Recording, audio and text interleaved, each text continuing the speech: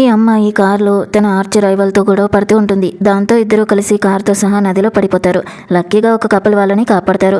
కానీ హాస్పిటల్ నుంచి బయటపడ్డాక తను గతమంతా మర్చిపోతుంది. తన చేతి మీద ఉన్న ఒక పుట్టుమచ్చని చూసి ఆ కపుల్ తనే తమ మేనకోడలు అని పొరపాటు పడతారు. ఎందుకంటే ఆ అమ్మాయి ఊరు వదిలి వెళ్ళి 10 ఏళ్ళు అయిపోతుంది. అంతేకాదు తన ఎనిమిని చూసి ఆ అమ్మాయి హస్బెండ్ అని అనుకుంటారు. ఏమీ గుర్తులేకపోవడంతో తను కూడా వాళ్ళని నమ్మి అంకుల్ ఆంటీ అని ఫిక్స్ అయిపోతుంది. సరిగ్గా అదే టైంలో ఆ అబ్బాయి కూడా స్ప్రోలోకి వస్తాడు. కోఇన్సిడెంటల్గా అతనికి కూడా మెమరీ లాస్ అవుతుంది. పైగా అతనికి ఫేస్ బ్లైండ్నెస్ అనే ప్రాబ్లం వస్తుంది. అంటే ఎవరి ఫేస్ కూడా సరిగ్గా గుర్తుపట్టలేడు. కానీ విచిత్రంగా ఆ అమ్మాయి ఫేస్ మాత్రం అతనికి క్లియర్గా కనిపిస్తుంది. దీనివల్ల తనే తన వైఫ్ అని, తామిద్దరూ ఒకరి కోసం ఒకరం పుట్టామని అతను గట్టిగా నమ్ముతాడు.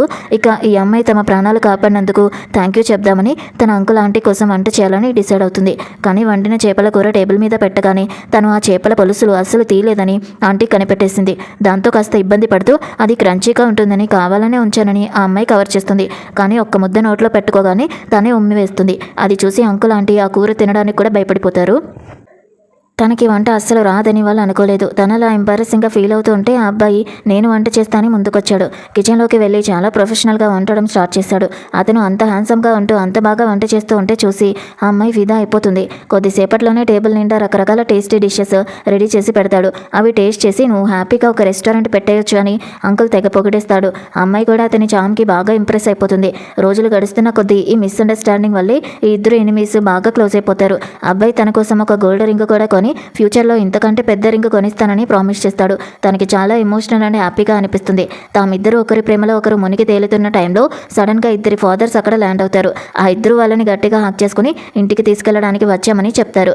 అమ్మాయి పానిక్ అవుతూ నా చేతి మీద పుట్టుమచ్చ ఉంది, నేను మీ కూతుర్ని కాదే కాదు అని చెప్తుంది.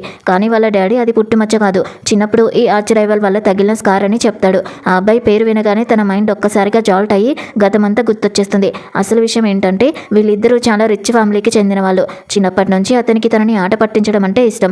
పైగా వాళ్ళ డాడీలు కూడా బిజినెస్ ఎనిమీస్. ఆ రోజు అతను తన కొత్త కంపెనీ నుంచి ఎంప్లాయీస్ని దొంగతనంగా తన కంపెనీలోకి లాగేసుకుంటూ ఉంటే తనకి కోపం వచ్చి గొడవ పడుతూ ఉంటుంది. అందుకే కారులో అలా కొట్టుకుంటారు. గతం గుర్తొచ్చాక గత 3 నెలలుగా తను తన ఎనిమిని లవ్ చేశానని నిజాన్ని తను తట్టుకోలేకపోతుంది. వెంటనే నన్ను ఇక్కడ నుంచి తీసుకెళ్ళిపోండి, అతని మొహం కూడా చూపించకండి అని వాళ్ళ డాడీతో చెప్తుంది. కానీ అబ్బాయి తనని వెళ్ళనివ్వకుండా చేయి పట్టుకుని నువ్వే నా వైఫ్ అని పట్టుబడతాడు. దాంతో వాళ్ళ డాడీ పరువు పోతుందని ఫీల్ అయ్యి కొడుక్కి లాగి ఒక్కటి పీకుతాడు. దాంతో ఆ రచ్చ అక్కడికి ఆగిపోతుంది.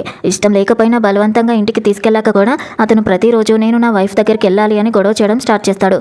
కొడుకు బాధ చూడలేక వాళ్ళ అమ్మ సీక్రెట్గా ఇంటి బ్యాక్ డోర్ ఎక్కడుందో చెప్పేస్తుంది. అయితే అతను తనని కనిపెట్టి కలవగానే వాళ్ళ డాడీ కారు వేసుకుని వెంటపడతాడు.